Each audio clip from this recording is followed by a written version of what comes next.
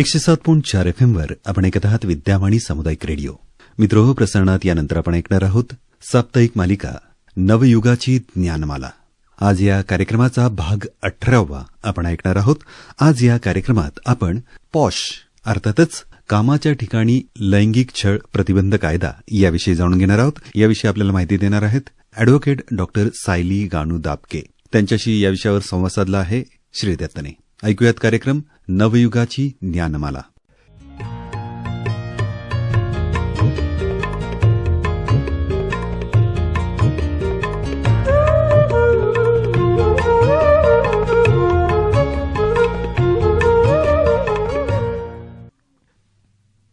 श्रोते हो, नमस्कार. विद्यावाणी कम्युनिटी रेडिओ केंद्र अर्थात 107.4 FM वर मी श्री दत्त आमच्या सर्व श्रोत्यांचं सहर्ष स्वागत करतो या मालिकेमध्ये, जिचं नाव आहे नवयुगाची ज्ञानमाला. मित्रांनो आणि मैत्रिणींनो, हा कार्यक्रम आपण गरजे मराठी ग्लोबल या संस्थेच्या सहकार्यानं ऐकतो आहोत. श्रोते हो, या मालिकेमध्ये आपण वेगवेगळ्या विषयांवरील तज्ज्ञांना भेटलो, ज्यामध्ये आपल्या शिक्षणाविषयी, आपल्या उद्योगाविषयी तसंच आपल्या गुंतवणुकीविषयी वेगवेगळं मार्गदर्शन आपण ऐकलं. आज मात्र आपण आपल्या समाजामध्ये आपल्या स्वतःच्या जगण्यात भेडसावणाऱ्या काही समस्यांबद्दल एका वेगळ्या विषयावरती बोलण्यासाठी एका तज्ज्ञाला आमंत्रित केलेलं आहे. श्रोते हो, आज आपण बोलणार आहोत पॉश म्हणजेच कामाच्या ठिकाणी किंवा शैक्षणिक ठिकाणी लैंगिक छळ प्रतिबंधक कायदा या विषयावर. शाळा असू देत, कॉलेजेस असू देत किंवा आपल्यासारखे विद्यार्थी जेव्हा इंटर्नशिपसाठी, ट्रेनिंगसाठी सार्वजनिक जीवनात प्रवेश करतात, त्या ठिकाणी स्वतःचा सन्मान आणि सुरक्षितता या दोन गोष्टी खूप महत्वाच्या आहेत. पण अनेक वेळेला काय होतं की योग्य माहिती नसल्यामुळं विद्यार्थी किंवा विद्यार्थिनी गप्प राहतात आणि त्यामुळं त्यांना वेगळ्या प्रकारचं नुकसान सहन करावं लागतं. म्हणूनच हा पॉश म्हणजे कामाच्या ठिकाणी लैंगिक छळ कायदा हा अस्तित्वात आलेला आहे आणि त्याविषयीच अधिक माहिती घेण्यासाठी आपण आमंत्रित केलेलं आहे अॅडव्होकेट डॉक्टर सायली गानू दाबके यांना. मॅम नमस्कार आणि तुमचं खूप स्वागत आहे. नमस्कार. मी तर आमच्या श्रोत्यांना सांगितलं विषय काय असणार आहे आणि त्यासाठी तुम्हाला का आमंत्रित केलेलं आहे, कारण तुम्ही कायद्याच्या विषयामध्ये 2 वेळा LLM आणि तुमची PhD देखील झालेली आहे. खरं म्हणजे तुम्ही गेली अनेक वर्ष वेगवेगळ्या कंपन्यांसाठी, वेगळ्या संस्थांसाठी कामाच्या ठिकाणी लैंगिक छळ प्रतिबंधक कायदा अर्थात पॉश याविषयी मार्गदर्शन करत आहात.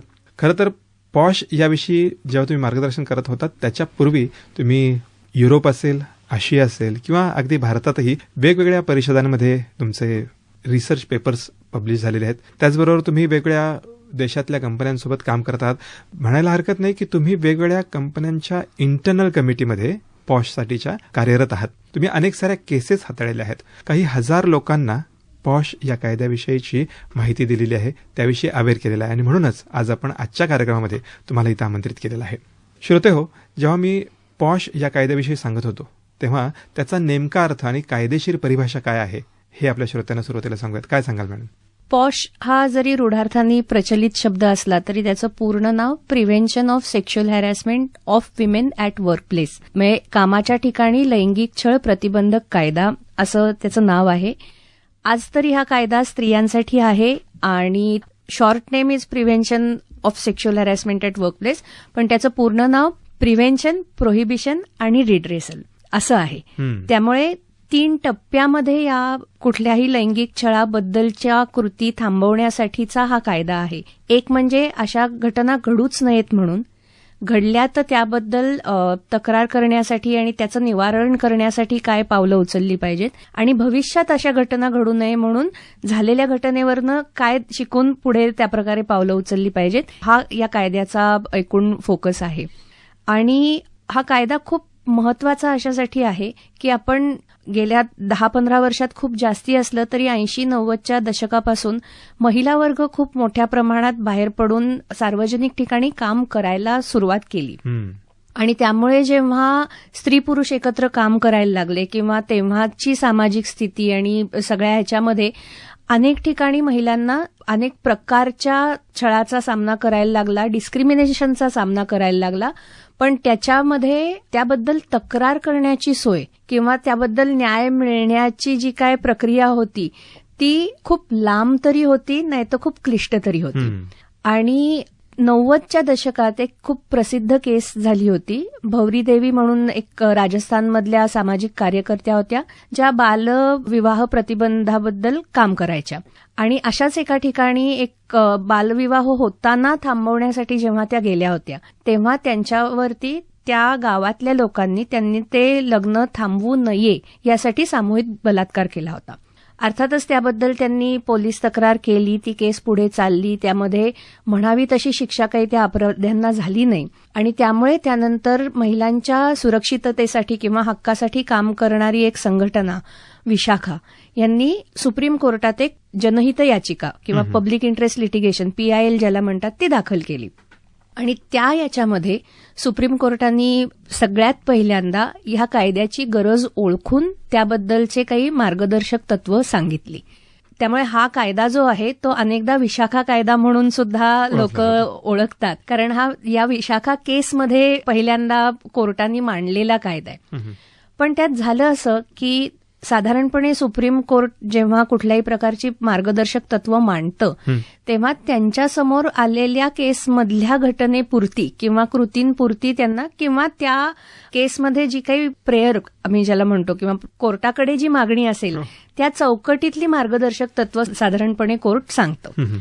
आणि त्यामुळे कोर्टाने जरी महिलांना सुरक्षित काम करण्याची संधी मिळाली पाहिजे, त्याची जबाबदारी ही एम्प्लॉयरवरती म्हणजे जो कोणी त्या एखाद्या संस्थेचा चालक मालक आहे त्याच्यावरती आहे, अशी अनेक विविध मार्गदर्शक तत्व मांडली असली तरी नक्की अशा संस्था म्हणजे काय, किती संख्या पाहिजे, मग तिथे महिला काम करणाऱ्या हव्यात का नकोत, अंतर्गत समिती पाहिजे म्हणजे काय पाहिजे, अशा अनेक घटनांबद्दल अर्थातच कोर्टाचा जे निर्णय होता त्याच्यामध्ये काही तपशिलात उल्लेख नव्हता. आणि त्यामुळे अनेक संस्था अनेक कंपन्या ही तत्व आम्हाला लागूच नाहीत म्हणून त्याच्याबद्दल काही पावलं उचलायला तयार नव्हती.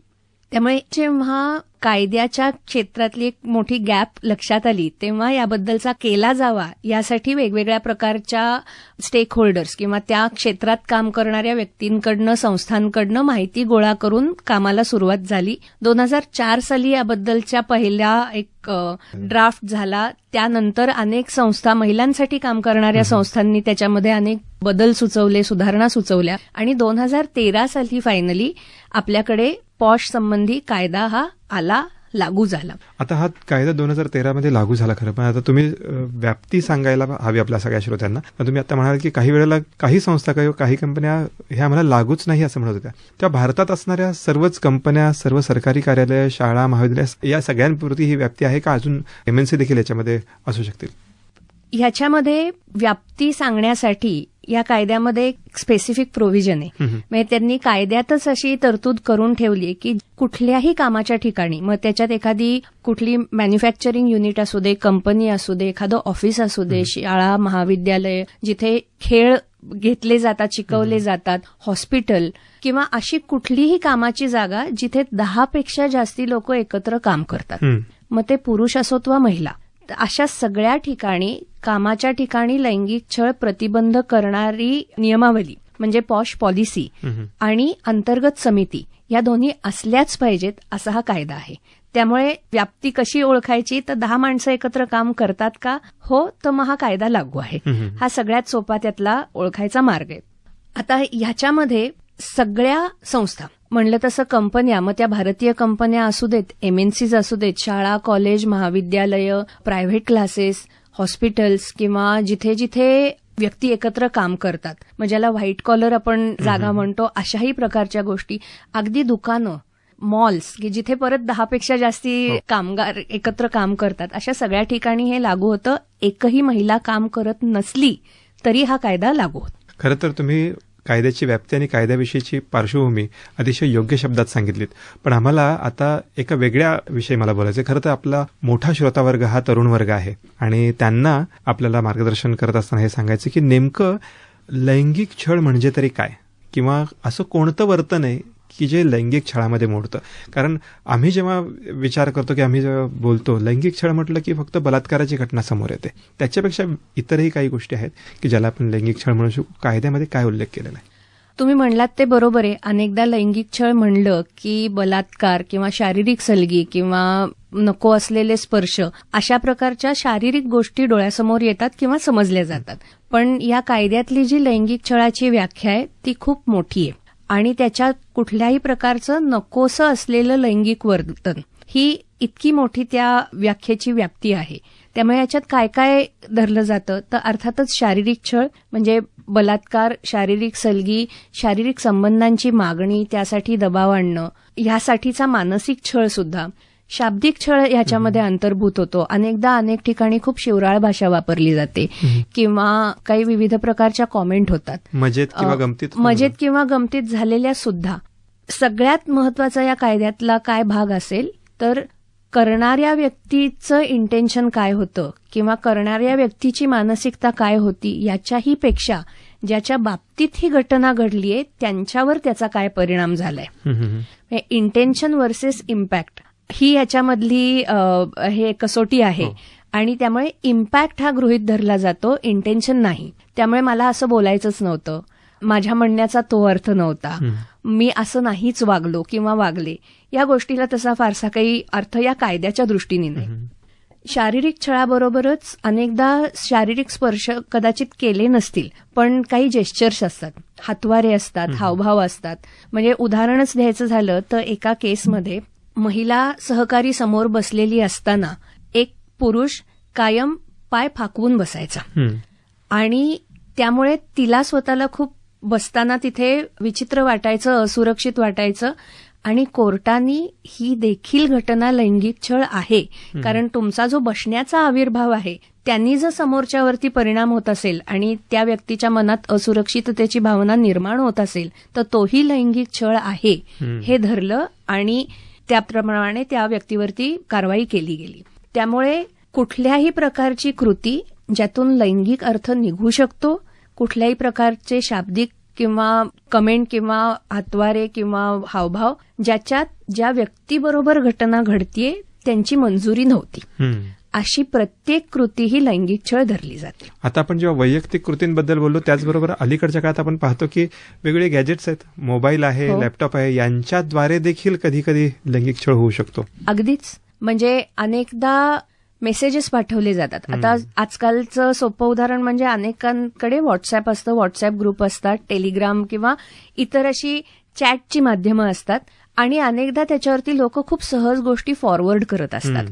तर आपण फॉरवर्ड करताना त्या गटामध्ये कोण कोण आहे, आपण काय प्रकारची गोष्ट फॉरवर्ड करतोय, त्यामुळे तुम्ही चुकून एखादा नॉनव्हेज किंवा अशा प्रकारचे जे काही जोक्स असतील, कार्टून्स असतील, अशी जर अशा फॉर्मल ग्रुपमध्ये पाठवली जिथे पुरुष स्त्री वर्ग एकत्र आहे आणि त्यातनं काही गटच कदाचित त्या प्रकारचा जोक किंवा त्या प्रकारचं कार्टून एन्जॉय करतील पण बाकीच्यांना मात्र त्याचा त्रास होईल, अशा हे पाठवल्या तरी त्याला लैंगिक छळ धरलं जाऊ शकतं.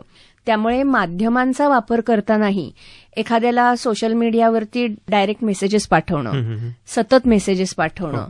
आम्ही काही कंपन्यांच्या कमिटीमध्ये जेव्हा गोष्टी पाहत होतो किंवा एखाद्या तक्रारीची तपासणी करत होतो तेव्हा असं लक्षात आलं की कामाच्या ठिकाणीच नाही तर ज्याच्या विरुद्ध तक्रार होती ती व्यक्ती जिनी तक्रार केली आहे तिच्या प्रत्येक सोशल मीडिया प्रोफाईलच्या बाबतीत तिला त्याच प्रकारे त्रास देत होते. फेसबुकवर असेल, इंस्टाग्रामवर असेल, फॉलो करणं, प्रत्येक गोष्ट प्रत्येक हे पाहणं आणि त्याबद्दल काहीतरी प्रतिक्रिया देणं. त्यामुळे ज्या ज्या गोष्टीचा महिलेच्या मानसिक स्थितीवरती परिणाम होतो, ज्या ज्या गोष्टीचा महिलेच्या कामावरती परिणाम होऊ शकतो, अशा प्रत्येक घटना या कायद्यामधली तपासणी करताना धरल्या जातात, तपासल्या जातात आणि ती जर त्या मानसिक स्थिती होण्यासाठी कारणीभूत गोष्ट असेल तर त्याबद्दल करणाऱ्याला दोषी सुद्धा धरलं जातं. खरं तर कायद्याची व्याप्ती आणि कायद्यामध्ये दिलेल्या व्याख्या खूप स्पष्ट आहेत. श्रोते हो, नवयुगाची ज्ञानमाला या कार्यक्रमालिकेमध्ये आज आपण चर्चा करत आहोत ॲडव्होकेट सायली गानू दाबके यांच्यासोबत आणि ते आपल्याला पॉश या कायद्यासंबंधी माहिती देत आहेत. त्यांनी आता सांगितलं की पॉश म्हणजे काय आणि लैंगिक छळाची नेमकी व्याख्या काय आहे. पण मग विद्यार्थी जे शाळेमध्ये असू देत किंवा महाविद्यालयात असू दे त्यांच्यासाठी देखील हा कायदा लागू आहे. विद्यार्थी विद्यार्थिनींसाठी त्यांच्यासाठी हा कायदा किती महत्वाचा आहे, काय सांगाल? अर्थातच लागू आहे. या कायद्यानुसार सगळ्यात महत्वाची गोष्ट म्हणजे तक्रार कोण करू शकतं याची देखील व्याख्या या कायद्यात दिलेली आहे आणि त्याच्यामध्ये ज्या महिलेवरती किंवा ज्या महिलेच्या बाबतीत अशी घटना घडलीये अशी कुठलीही महिला या कायद्यानुसार तक्रार करू शकते. मग ती महिला तिथे काम करणारी असो नसो, व्हिजिटर आहे किंवा लहान मुलगी आहे, त्यामुळे वय काहीही असू शकेल. ती महिला तिथे काम करणारी आहे का नाही या कशाचाही संदर्भ घेतला जात नाही तक्रार घेताना. कुठलीही महिला, कुठलंही वय, ती जर कामाच्या निमित्त तिथे उपस्थित असेल आणि त्यात तिला अशा कुठल्याही छळाच्या घटनेला सामोरं जावं लागलं तर तिला तक्रार करण्याचा पूर्ण हक्क आहे. तक्रार कुणाविरुद्ध करता येते तर कुठल्याही एम्प्लॉई विरुद्ध, म्हणजे तिथे काम करणाऱ्या कुठल्याही व्यक्तीविरुद्ध तक्रार त्या कंपनीच्या समितीमध्ये करता येते. ह्याच्यात सुद्धा एम्प्लॉई म्हणताना किंवा काम करणारी व्यक्ती म्हणताना पूर्ण वेळ, पूर्ण पगारी, अर्ध पगारी, अर्धवेळ, इंटर्न्स, अप्रेंटिस, व्हॉलेंटियर म्हणून काम करायला येणारे लोक, अशा सगळ्या प्रकारची लोक याच्यात व्याख्येत गृहीत धरली जातात. त्यामुळे ज्या व्यक्तीविरुद्ध तक्रार आलीये ती आमच्या इथे कॉन्ट्रॅक्टरमधनं आलीये, अशा प्रकारचे एक्सक्युजेस कंपनीला देता येत नाहीत किंवा कुठल्याही संस्थेला देता येत नाहीत. आता आपण अनेक ठिकाणी पाहतो की काही गोष्टी असतात त्या आउटसोर्स केलेल्या असतात. म्हणजे हाऊसकीपिंगचा स्टाफ, झाडणाऱ्या व्यक्ती, कॅन्टीनमधल्या सर्व्हिस देणाऱ्या व्यक्ती, सिक्युरिटी सर्व्हिसेस देणाऱ्या व्यक्ती, ह्या वेगळ्या कंपन्यांकडनं, एजन्सीकडनं आलेल्या असतात आणि तिथे त्या कामापुरत्या त्या आलेल्या असतात. पण ह्या सगळ्यांची सुद्धा जबाबदारी त्या संस्थेची असते. त्यामुळे त्यांच्या सुरक्षिततेची सुद्धा किंवा त्यांच्या वागण्याची सुद्धा, त्यांच्या वागण्याने इतरांना त्रास होऊ नये याची सुद्धा. त्यामुळे तक्रार करताना ही लहान मुलं, शाळा कॉलेजमधले विद्यार्थी यांनाही याबद्दलची तक्रार करण्याचा तेवढाच हक्क आहे की जेवढा काम करणाऱ्या फुल टायमर व्यक्तींना आहे. म्हणजे अगदी जे विद्यार्थी आता येत्या काळामध्ये छोट्याशा 60 दिवसांच्या 90 दिवसांच्या इंटर्नशिपसाठी देखील जात आहेत त्यांच्यासाठी देखील हा कायदा आहे. पण मग जेव्हा आपण बोलता बोलता उल्लेख केलात मगाशी की इंटरनल कंप्लेंट्स कमिटीज अशा त्या संस्थेत असतात जिथं कुठं 10 पेक्षा जास्त लोक काम करतात अशा ठिकाणी समिती आहेत. या समितीचं स्वरूप काय असतं किंवा ही समिती कशी असते, काय सांगाल? जिथे कुठेही 10 पेक्षा जास्ती लोक काम करतात अशा प्रत्येक ठिकाणी एक अंतर्गत समिती, इंटरनल कमिटी असणं कंपल्सरी आहे. आता याच्यामध्ये 4 सदस्यांची समिती असते. सगळ्यात पहिल्यांदा चेअरपर्सन, ही त्या ठिकाणी काम करणारी सगळ्यात सिनियर महिला असणं अपेक्षित आहे. जर एखाद्या ठिकाणी महिला नसेल किंवा सिनियर पदावरची महिला नसेल तर अशा संस्थांच्या बाबतीत, अशा कंपन्यांच्या बाबतीत त्यांची जर कुठली सिस्टर युनिट्स असतील तर तिथली महिला सुद्धा चेअरमन म्हणून इकडे काम करू शकते. याशिवाय आणखी 2 सदस्य हे त्या संस्थेतले असणं अपेक्षित असतात, ज्यातला किमान एक तरी पुरुष सदस्य असणं अपेक्षित आहे, जेणेकरून महिला आणि पुरुष वर्गाचं समान प्रतिनिधित्व या समितीमध्ये असेल. जे 2 सदस्य आहेत त्या दोघांना कायदेशीर गोष्टींची काहीतरी पार्श्वभूमी असणं किंवा महिलांच्या हक्कांबद्दलची माहिती असणं आणि त्याबद्दलची तळमळ असणं, या गोष्टी महत्वाच्या आहेत. याशिवाय एक सगळ्यात महत्वाचा सदस्य असतो तो म्हणजे एक्सटर्नल मेंबर. आता हा साधारणपणे कुठल्या तरी एनजीओ, समाजसेवी संस्थांमधली व्यक्ती किंवा कायद्यामधलं ज्ञान असलेली व्यक्ती, विशेष करून महिलांविषयीच्या कायद्यांमधलं ज्ञान असलेली व्यक्ती, अशी कुठलीही व्यक्ती ही एक्सटर्नल एक्सपर्ट मेंबर म्हणून काम करू शकते. ह्या मेंबरचंही महत्व तेवढंच आहे कारण संस्थेचे जे अंतर्गत हायरार्की असेल किंवा प्रेशर्स आहेत ह्याच्यापेक्षा बाजूला राहून जास्ती अनबायस्ड, कुठल्याही प्रकारे प्रभावित न होता निर्णय घेण्याच्या प्रक्रियेतला फार महत्वाचा दुवा ही व्यक्ती असते. अनेक ठिकाणी फक्त 10 लोक असतील तरच 4 व्यक्तीची समिती असते, जिथे 100, 300, 500, काही 1000 गटातल्या स्तरावरचे कर्मचारी असतात किंवा एम्प्लॉईज असतात. त्या अनेक कंपन्यांमध्ये मोठ्या समिती पण असतात, कारण जेव्हा कुठल्याही तक्रारीची तपासणी करायची वेळ येते तेव्हा हे सगळे सदस्य उपस्थित असणं आणि त्यांना तेवढा वेळ काढता येणं, याही गोष्टी महत्वाच्या असतात.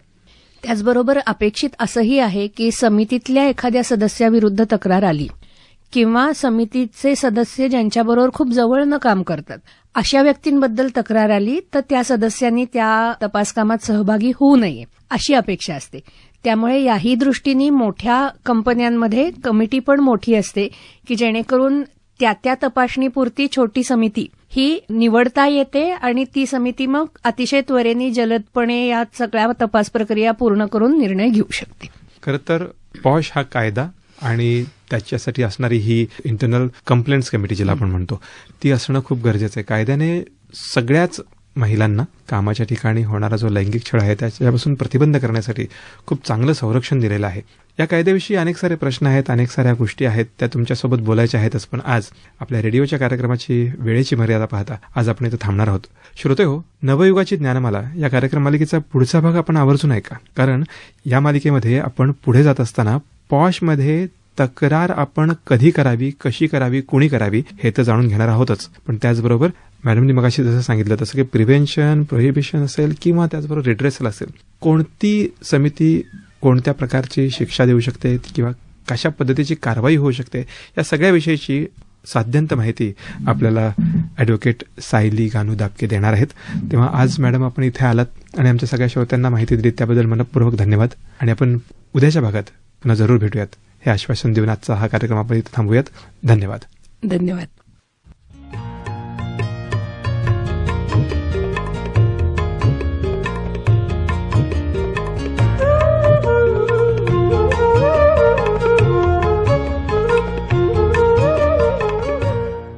मित्रो, आताच आपण कामाच्या ठिकाणी लैंगिक छळ प्रतिबंध कायदा अर्थातच पॉश या कायद्याविषयी जाणून घेतलं.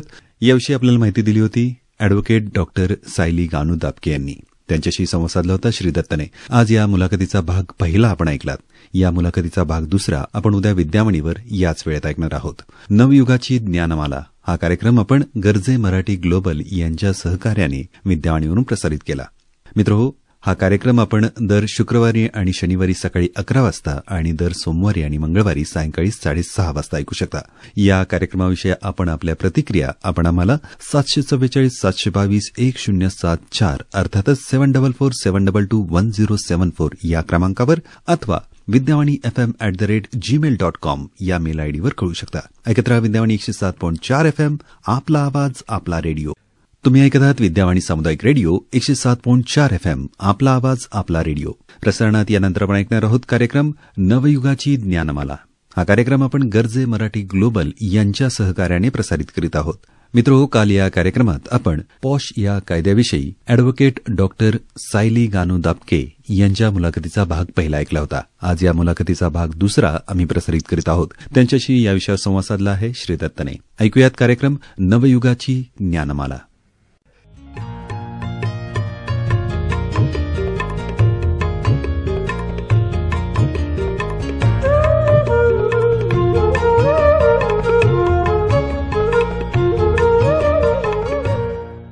श्रोते हो, नमस्कार. विद्यावाणी कम्युनिटी रेडिओ केंद्र अर्थात 107.4 FM वर नवयुगाची ज्ञानमाला या कार्यक्रम मालिकेमध्ये मी श्री दत्त आमच्या सर्व श्रोत्यांचं सहर्ष स्वागत करतो. मित्रांनो, ही मालिका आपण गर्जे मराठी ग्लोबल या संस्थेच्या सहकार्याने ऐकतो आहोत आणि या मालिकेमध्ये कालच्या भागामध्ये आपण पॉश अर्थात कामाच्या ठिकाणी लैंगिक छळ प्रतिबंध कायदा 2013 याच्या अनुषंगाने चर्चा करायला सुरुवात केली होती आणि आपल्या मार्गदर्शक आहेत ॲडव्होकेट सायली गानू दाबके. कालच्या भागामध्ये आपण असं पाहिलं होतं की पॉश हा कायदा नेमका काय सांगतो, तो कोणासाठी आवश्यक आहे, त्याची व्याप्ती काय, तसंच जेव्हा कामाच्या ठिकाणी लैंगिक छळ होतो तेव्हा त्याच्याविषयी आपण तक्रार कशी करावी, नेमका लैंगिक छळ म्हणजे काय, या सगळ्या विषयीची माहिती सायली मॅडमने आपल्याला दिलेली आहे. आणि आज त्या पुढे जात असताना या कायद्याविषयी अधिक माहिती करून घेण्यासाठी पुन्हा एकदा आपण सायली गानू दाबके यांना आमंत्रित केलेलं आहे. मॅडम नमस्कार. नमस्कार. आणि तुमचं खूप स्वागत आहे पुन्हा एकदा विद्यावाणीच्या या कार्यक्रमामध्ये. काल आपण वेगळ्या गोष्टींची माहिती घेतलीत, पण आम्हाला जेव्हा तुम्ही सांगितलं की एक इंटरनल कमिटी असते आणि त्या कमिटीकडे आपण तक्रार करू शकतो, तर जे तरुण विद्यार्थी विद्यार्थिनी आहेत जे आता काही दिवसातच महाविद्यालयातून पुढे कामाला जातील, इंटर्नशिपला जातील, ट्रेनिंगला जातील, त्यांनी तक्रार नेमकी कशी करावी हे जर जाणून घ्यायचं असेल त्यांना, तर काय सांगाल त्यांच्यासाठी? कुठल्याही संस्थेमध्ये, मग ती कंपनी असो, शैक्षणिक संस्था असो किंवा इतर कुठल्याही प्रकारची, जिथे जिथे ही अंतर्गत समिती आहे तिथे प्रवेशद्वारापाशीच एक बोर्ड असणं अपेक्षित आहे, ज्याच्यात सगळ्या समिती सदस्यांची नावं आणि तक्रार कशी करायची, मग ती ईमेलनी करायची असेल तर कुठल्या ईमेलवर करायची किंवा इतर जी कुठली माध्यमांनी तक्रार करणं, याची पूर्ण प्रक्रिया त्या बोर्डवर दिलेली असणं अपेक्षित आहे. त्यामुळे एखाद्याला जर तक्रार करायची झाली तर सगळ्यात सोपा मार्ग म्हणजे असा जो बोर्ड असेल त्याच्यावरती काय तपशील दिलाय हे पाहून तो फॉलो करणं. याशिवाय आता एक आपल्याकडे आणखीन एक मार्ग उपलब्ध झालाय, म्हणजे शी बॉक्स. नावाचं एक पोर्टल, वेब पोर्टल केंद्र सरकारने आणलेले. त्यामुळे ऑनलाईन जाऊन शी-बॉक्समध्ये सुद्धा आपल्याला तक्रार करता येते आणि त्याची त्याच योग्य प्रकारे दखल घेतली जाते. शी-बॉक्सचा जास्ती उपयोग जेव्हा होतो जेव्हा अशी कामाच्या ठिकाणच्या समितीला तक्रार करण्यासाठीची माहिती सहज उपलब्ध नसते. पण आता विद्यार्थ्यांनी तक्रार करण्यासाठी काय केलं पाहिजे, तर त्या ठिकाणच्या समितीकडे तक्रार करणं ही प्रायोरिटी, कारण त्याची दखल लगेच घेतली जाते. आणि ती उपलब्ध नसेल तर शी-बॉक्स पोर्टलवरनं तक्रार करणं हा आपल्याकडे दुसरा मार्ग असतो. तक्रार करण्याची जी पद्धती आहे त्याच्यामध्ये आपण असं पाहतो की तक्रार करणारा अनेकदा वेगवेगळ्या बाबींखाली किंवा वेगवेगळ्या गोष्टींखाली दबावात असतो. कारण कधी कधी असं होऊ शकतं की ज्याच्याकडून हा अन्याय अत्याचार होतो तोच एम्प्लॉयर आहे किंवा तो अधिकार असणारा व्यक्ती आहे किंवा तो कदाचित एका वेगळ्या इन्फ्लुएन्स खाली असेल. तर अशा वेळेला जर समजा त्याला प्रत्यक्ष तक्रार नाही करता आली तर त्याच्या वतीने कोणी तक्रार करू शकतं का? आता या कायद्यामध्ये दोन भाग आहेत, दोन गोष्टी आहेत की अशा वेळेला तक्रार इतर कोणी करू शकतं का, तर त्याचं उत्तर खरं म्हणजे नाहीये. कायद्याने रिप्रेझेंटेटिव्ह म्हणून कुणाला तक्रार करता येईल याची एक स्पेसिफिक यादी दिली आहे, स्पेसिफिक घटना दिल्या आहेत की जेव्हा ज्या व्यक्तीच्या बाबतीत अशी घटना घडली आहे त्यांची शारीरिक किंवा मानसिक स्थिती इतकी ढासळली आहे किंवा एखाद्या एक्स्ट्रीम घटनेत एखाद्याचा मृत्यू झालाय तर त्या बाबतीत त्यांना तक्रार करता येत नाही, म्हणून त्यांच्या वतीने त्यांचे लिगल रिप्रेझेंटेटिव्ह तक्रार करू शकतील अशी एक लिमिटेड तरतूद या कायद्यात आहे. पण त्याचवेळी अनेक कंपन्यांमध्ये जिथे आम्ही काम करतो तिथे माझ्या डोळ्यासमोर जर कुणाचा छळ होत असेल आणि त्या व्यक्तीची परिस्थिती अशी नसेल की ती उठून तक्रार करू शकेल तर मी पण तक्रार त्याबद्दल करू शकते. त्यामुळे माझ्या बाबतीत घटना घडली नाहीये पण त्या व्यक्तीच्या वतीने तक्रार न करता मी माझी स्वतंत्र तक्रार की आपल्या संस्थेत अशा प्रकारच्या घटना घडता आहेत ह्या प्रकारे तक्रार करू शकते. याचं सगळ्यात महत्वाचं कारण म्हणजे या कायद्यामध्ये अनामिक तक्रार करता येत नाही, अनॉनिमस तक्रार करता येत नाही. तक्रार करणाऱ्याला स्वतःचे तपशील द्यायला लागतात. कारण जी प्रक्रिया आहे त्याच्यात तक्रार केल्यानंतर त्याची जी कॉपी आहे, त्याची जी प्रत आहे ती ज्याच्या विरुद्ध तक्रार आहे त्याला दिली जाते, त्याला त्याचं म्हणणं मांडायचीही संधी दिली जाते आणि त्यानंतर या पूर्ण घटनेचा तपास सुरू होतो. त्यामुळे जेव्हा तक्रार करणाऱ्याला स्वतःचं नाव पत्ता उघड करायचा नसतो तेव्हा त्याच्या वतीने तक्रार कुणी करणं हे तसं म्हणलं तर शक्य नाहीये. त्याच्या वतीने रिप्रेझेंटेटिव्ह म्हणून तक्रार करता येणं शक्य नाही, पण अशी घटना घडलीये या गोष्टीची मात्र तक्रार इतर कोणी करू शकतो. कायद्यामध्ये अनेक साऱ्या तरतुदी आहेत, पण हे जाणून घेत असताना आपण काही उदाहरणं पण आपल्या श्रोत्यांना सांगूयात की समजा एखादी गोष्ट घडली आहे पण ती ग्रुपमध्ये घडते आहे आणि जेव्हा कधी काही शेरेबाजी असेल, काही अशी वाक्य असतील की जी प्रत्यक्षात एखाद्या व्यक्तीला किंवा मला उद्देशून नसतीलही, ती त्रयस्थ व्यक्तींसाठी असतील किंवा एखाद्या नाटकातल्या चित्रपटातल्या कॅरेक्टरसाठी असतील, पण त्याचा मात्र मला त्रास होतोय, तर अशा वेळेला आपण तक्रार करू शकतो का? काय एखादं उदाहरण देऊन सांगू शकाल का?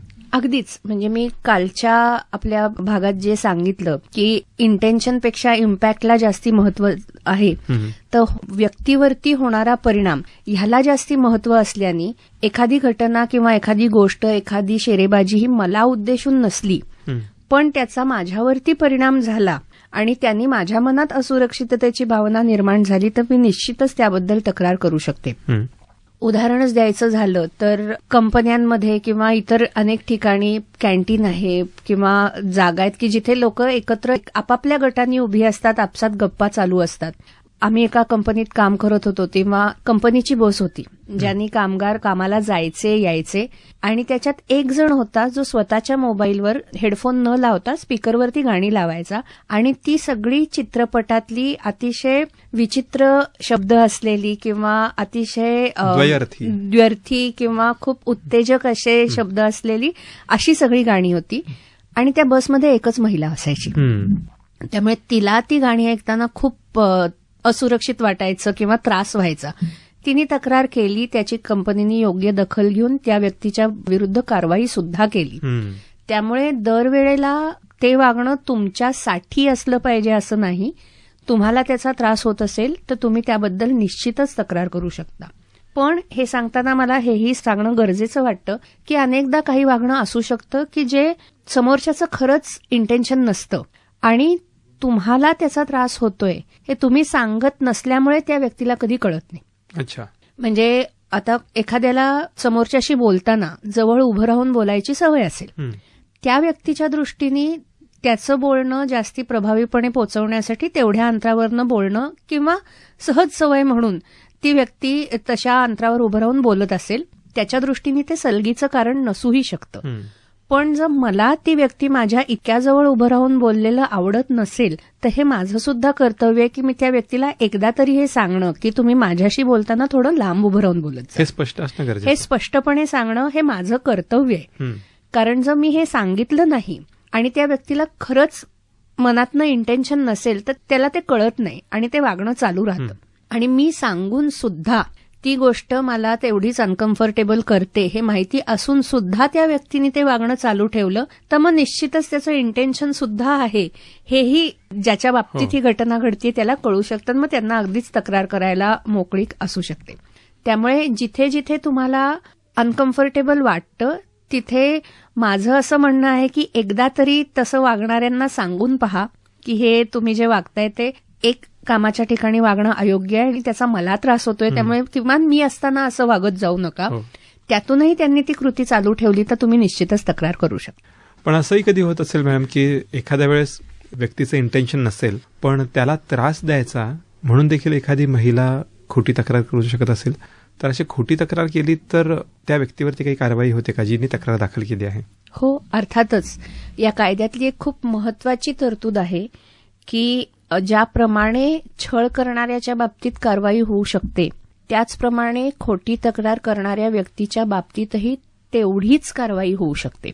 म्हणजे छळ करणारी व्यक्ती जर दोषी सापडली तर त्याच्या बाबतीत विविध प्रकारची कारवाई कंपनीला करता येते किंवा संस्थेला करता येते. मग ती ताकीद देणं असेल, कामावरनं काही दिवस काढून टाकणं असेल, सस्पेन्शन असेल किंवा पगार काही दिवस न देणं, प्रमोशन न देणं किंवा अगदी खूप टोकाच्या ह्याच्यामध्ये नोकरीवरनं काढून टाकणं. आता ह्या सगळ्या शिक्षा जशा दोषी व्यक्तीच्या बाबतीत देता येतात त्याचप्रमाणे खोटी तक्रार करणाऱ्या व्यक्तीच्या बाबतीतही या सर्व शिक्षा देता येतात. तक्रार काय लेव्हलची केली आहे त्याच्या प्रमाणातली ही खोट्या तक्रारीबद्दलची कारवाई असते. जेव्हा एखादी संस्थेतली इंटरनल कमिटी अशा पद्धतीची कारवाई करते, तुम्ही आता काही उदाहरणं दिलीत की कदाचित पगार थांबवला जाऊ शकतो, नोकरीवरून काढून टाकण्यापर्यंत ही गोष्टी जाऊ शकतात.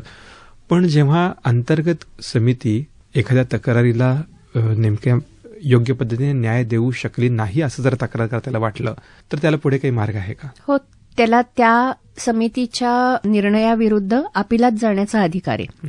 आता महाराष्ट्राच्या बाबतीत हे लेबर कोर्ट जी आहेत त्या जिल्ह्यातली त्यांना अपील कोर्ट म्हणून अधिकार दिलेत. त्यामुळे एखाद्या संस्थेच्या अंतर्गत समितीच्या निर्णयाने तक्रार करणारा किंवा ज्याच्या विरुद्ध तक्रार आहे दोघांपैकी कुणी खुश नसेल तर पुढच्या 3 महिन्याच्या आतमध्ये ते त्या विरुद्ध अपील करू शकतात.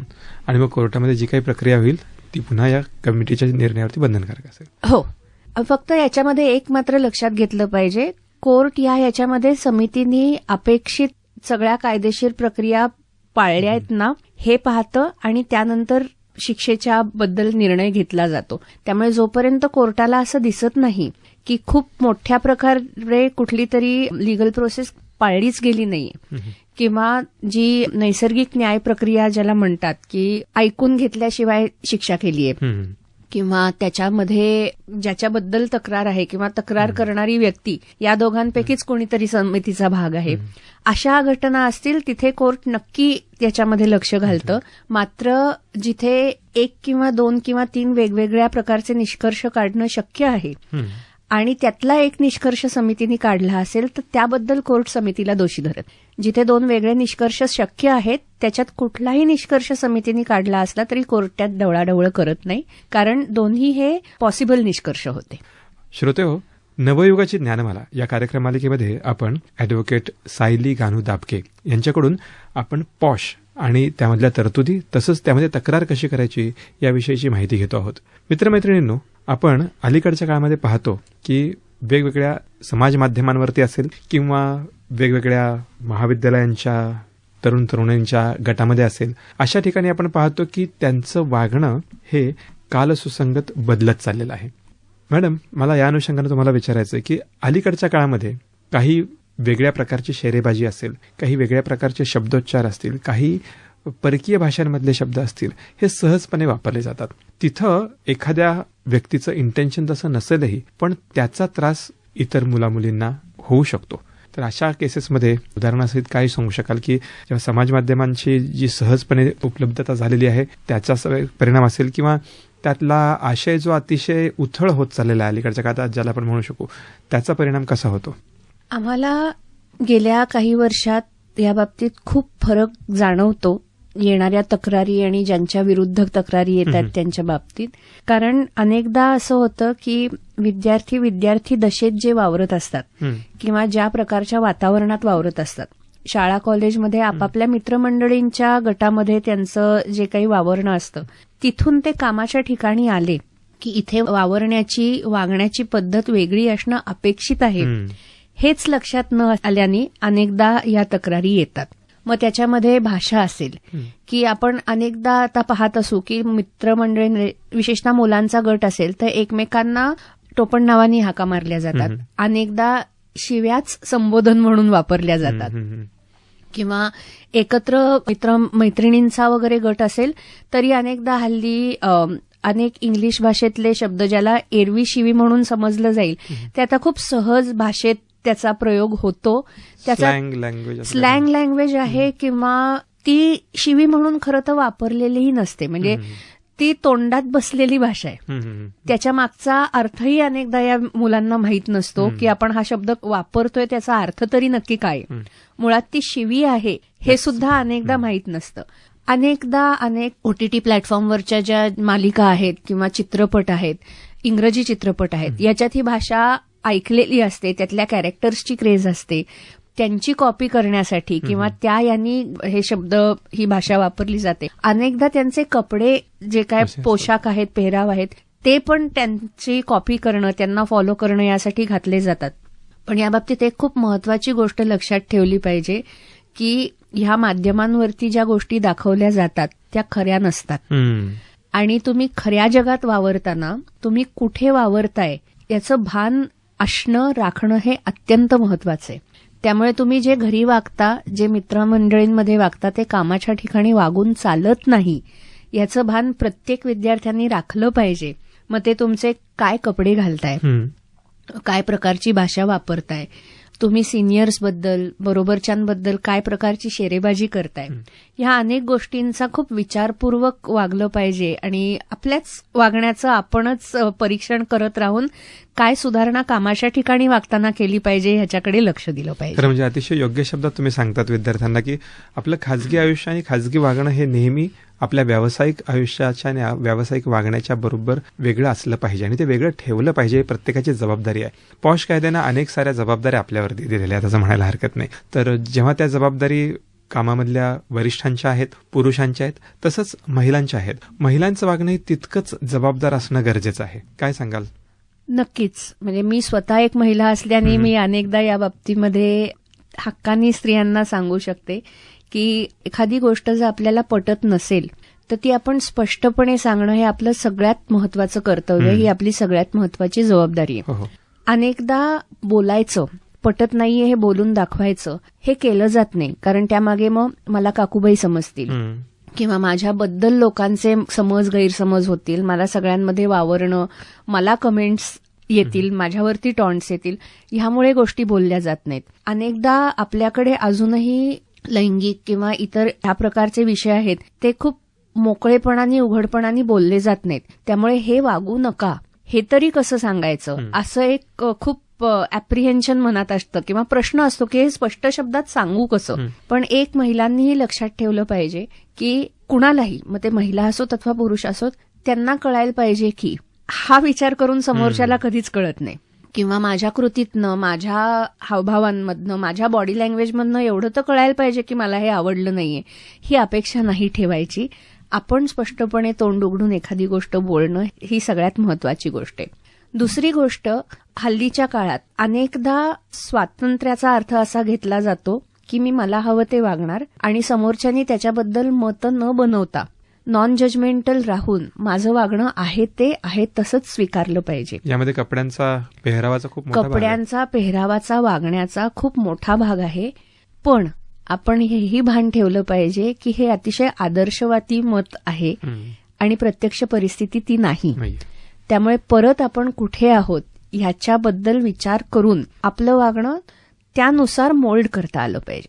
उदाहरणच द्यायचं झालं तर अनेकदा हल्ली मुलीसुद्धा मोकळेपणाने शेकहँड करून ग्रीट करतात किंवा मोकळेपणाने मित्रमैत्रिणींनी एकमेकांना मिठी मारणं हा अनेक ठिकाणी सहज एक्सप्रेशनचा भाग आहे आणि अनेकदा तो अनेक गटांसाठी खूप नॉर्मल भाग आहे. पण हीच कृती आपण कामाच्या ठिकाणी जेव्हा करतो तेव्हा सगळेच तेवढे मोकळे नसतात आणि सगळेच त्याचा तेवढा सहज अर्थ घेत नाहीत. हेही लक्षात ठेवलं पाहिजे. म्हणजे एका ठिकाणी मी जेव्हा ट्रेनिंग घेतलं आणि नव्याने रुजू झालेल्या कर्मचाऱ्यांसाठी आणि इंटर्न्ससाठी जेव्हा ट्रेनिंग घेतलं तेव्हा त्यातल्या एखादा प्रश्न हा खूप ह्या अनुषंगाने नैसर्गिक होता की ती इतर 4 लोकांना मिठी मारून गुड मॉर्निंग म्हणते, मग मी पण तसंच ग्रीट केलं तर त्यात चुकलं काय. आता त्या व्यक्तीला हे कळणं की शेवटी याच्यात संमतीचा भाग आहे हे पहिल्यापासून तुम्ही गृहीत धरून नाही चालू शकत. त्यामुळे तुम्ही जर 4 व्यक्तींच्या बाबतीत वागत असाल तर ते 5व्यांनी तशाच वागण्याची अपेक्षा ठेवली तर यात त्याचंही पूर्ण चुकीचं आहे असं म्हणता येत नाही. तुम्हाला तो त्यातला जो काय फरक आहे किंवा डिस्टिंक्शन आहे ते तेवढ्या स्पष्टपणे सांगताही आलं पाहिजे आणि स्वतःचंही वागणं तेवढ्याच यांनी लक्ष देऊन पाहिलं पाहिजे. ही सगळ्यात पहिली जबाबदारी. खरं म्हणजे इथे अतिशय एक बारीक अशी रेष आहे आणि ती पार न करणं हे प्रत्येकानं आपापलं ठरवलं पाहिजे. पण तुम्ही अनेक सारी ट्रेनिंग घेतली जसं तुम्ही सांगितलं की अशी ट्रेनिंग घेतल्यानंतर कधी कधी असं झालंय का की त्या काम करत असणाऱ्या संस्थेतल्या पुरुषांवरतीच कधीतरी दबाव आलाय आणि जे कालपर्यंत मोकळेपणा होता तो आज सगळ्याच टीमला अवेअरनेस आल्यामुळं कदाचित मोकळेपणामध्ये किंवा एक सहजतेमध्ये अभाव येऊ शकतो का? अगदीच. म्हणजे अनेक ठिकाणी आम्हाला असं जाणवलंय की आधी जे मोकळेपणाने शेकहँड करून लोक हे करायची ती सगळी जण नाही हे चालत नाही बरं का असा समज किंवा गैरसमज करून घेऊन त्यांनी नमस्ते करायला सुरुवात केली किंवा ह्या कायद्याबद्दलचे गैरसमज होण्यामध्ये महिला वर्गाशी कसं वागायचं, महिला सहकाऱ्यांशी कसं वागायचं याच्यामध्ये तुम्ही त्यांच्याशी न बोलणं अपेक्षित नाही. तुम्ही त्यांच्याबरोबर कुठलेच संबंध न ठेवणं अपेक्षित नाही. संबंध म्हणताना मी कामाच्या निमित्ताने म्हणते. ह्याच्यामध्ये तुम्ही मर्यादा राखून वागणं अपेक्षित आहे हे सगळ्यात मोठी गोष्ट लक्षात ठेवली पाहिजे आणि महिलेची संमती हा त्यातला महत्वाचा घटक आहे हे लक्षात ठेवलं पाहिजे. त्यामुळे पुरुषांना त्रास देण्यासाठीचा हा कायदा नाही तर महिलांना त्रास होऊ नये यासाठीचा हा कायदा आहे. आणि अनेक ठिकाणी अनेक कंपन्या जरी हा कायदा म्हणून महिलांसाठी असला तरी जेंडर न्यूट्रल पॉलिसी वापरतात. त्यामुळे पुरुषांनाही अशा प्रकारचे त्रास होऊ नयेत याची पूर्ण काळजी अशा मोठ्या संस्थांमध्ये घेतली जाते आणि आपलंही वागणं त्या अनुषंगाने असावं असं सगळ्यांनीच लक्ष ठेवलं पाहिजे. त्यामुळे वागण्यात बदल करायचे का तर ते चांगले करायचे. महिलांशी बोलायचंच नाही, त्यांच्याबरोबर जेवायलाच बसायचं नाही, त्यांच्याबरोबर कुठल्याच गोष्टी करायच्या नाहीत असा या कायद्याचा अर्थ नाहीये. मर्यादा बाळगून प्रत्येक गोष्ट करावी असा या कायद्याचा अर्थ आहे. याच्यात एक महत्वाचं सांगायचंय मला. अनेकदा असाही गैरसमज आम्हाला आढळतो किंवा ट्रेनिंगच्या दरम्यान समोर येतो की हा कायदा हा महिलांविरुद्ध पुरुषांनी केलेल्या छळाच्या बाबतीत आहे. पण सुप्रीम कोर्टाची अनेक हायकोर्टांचे असे निर्णय आहेत की हा जरी महिलांच्या विरुद्ध झालेल्या छळाबद्दलचा कायदा असला तरी तक्रार ही स्त्री किंवा पुरुष कुणाही विरुद्ध करता येते. त्यामुळे त्रास देणारी व्यक्ती कुणीही असू शकते. त्यामुळे फक्त पुरुषांनी वागणं सुधारणं अपेक्षित नाहीये तर प्रत्येकानेच महिलांच्या बाबतीत किंवा प्रत्येकानेच मी म्हणेन कामाच्या ठिकाणची मर्यादा पाळून वागण्यासाठीचा हा कायदा आहे. खरं तर तुम्ही अतिशय योग्य शब्दात सांगितलं की प्रत्येकाने आपापली मर्यादा ओळखून त्यामध्ये राहणं हे गरजेचं आहे. जाता जाता आमच्या सगळ्या श्रोत्यांना काय सांगाल की आपण मगाशीच सांगितलं की आपली सुरक्षितता आणि आपला सन्मान हा आपल्याच हातात आहे. तर या कायद्याविषयी आमच्या सर्व तरुण तरुणींना काय संदेश देऊ इच्छिता? सगळ्यात महत्वाची गोष्ट मी आतापर्यंत जी पाहत आले ते मी हेच सांगेन की तुम्ही जेव्हा शिक्षण पूर्ण करून एखाद्या संस्थेत एखाद्या कामाच्या ठिकाणी जॉईन होता तेव्हा तुम्ही तुमच्या वागण्यातनं तुम्ही जबाबदार आहात, तुम्ही कर्तृत्ववान आहात, तुम्ही समंजस आहात, या गोष्टींचा संदेश तुमच्या वागण्यातनं देत असता. त्यामुळे तुमच्या कृतीकडे तुम्ही लक्ष द्यावं आणि कामाच्या ठिकाणी तुमची प्रतिमा चांगली कशी राहील आणि त्यासाठी आपलं वागणं योग्य कसं असेल याचा विचार करून वागावं. ह्याचबरोबर कामाच्या ठिकाणी आपले काय हक्क आहेत आणि कुठल्या बाबतीत आपल्याला आवाज उठवण्याची परवानगी आहे आणि त्यासाठी काय काय मार्ग आहेत. साधं उदाहरण म्हणजे जेव्हा कुठल्याही ठिकाणी पहिल्यांदा लोकांना घेतलं जातं तेव्हा त्यांच्यासाठी इंडक्शन किंवा ओरिएंटेशनचे विविध कार्यक्रम असतात. त्यात नुसते टिकमार्कसाठी लक्ष न देता त्याच्यात ऍक्च्युली त्या संस्थेत काम करण्याचे काही नियम महत्वाचे आहेत जे आपल्याला लागू आहेत. यासाठी डोळे कान उघडे ठेवून त्याकडे लक्ष देणं आणि त्याप्रमाणे पुढे वागणं हे महत्वाचं आहे. आज आपण पॉश या कायद्याच्या अनुषंगानं आमच्या सगळ्याच तरुण विद्यार्थ्यांना खूप महत्वाची माहिती दिलीत. श्रोते हो, पॉश हा कायदा आपल्या सगळ्यांच्या उत्तम भवितव्यासाठी बनलेला आहे. कारण कामाच्या ठिकाणी आपण कोणत्या मर्यादा पाळाव्यात आणि त्या पाळत असताना आपण आपली सहजता घालवू देखील नाही, यासाठी हा कायदा आहे. इतक्या सहजपणे आज आपल्याला ॲडव्होकेट सायली गानू दाबके यांनी माहिती दिली. मॅम, आज तुम्ही विद्यावाणीच्या स्टुडिओमध्ये आलात आणि आमच्या सगळ्या श्रोत्यांना पॉशच्या कायद्याविषयी माहिती सांगितलीत, त्याबद्दल मनपूर्वक धन्यवाद. तुमच्या पुढे येणाऱ्या सगळ्याच कार्यासाठी विद्यावाणीकडून आणि विद्यावाणीच्या सर्व श्रोत्यांकडून आम्ही शुभेच्छा देतो आणि आजच्या या कार्यक्रमामध्ये आपला इथंच निरोप घेतो. श्रोते हो, जाता जाता इतकं सांगूयात की नवयुगाची ज्ञानमाला हा कार्यक्रम आपण गरजे मराठी ग्लोबल या संस्थेच्या सहकार्यातून ऐकतो आहोत. आजच्या भागात आम्ही इथंच आपला निरोप घेतो. पुन्हा भेटूयात एका वेगळ्या विषयासह, एका वेगळ्या तज्ज्ञासह विद्यावाणी कम्युनिटी रेडिओ केंद्रावर, अर्थात 107.4 FM वर. धन्यवाद.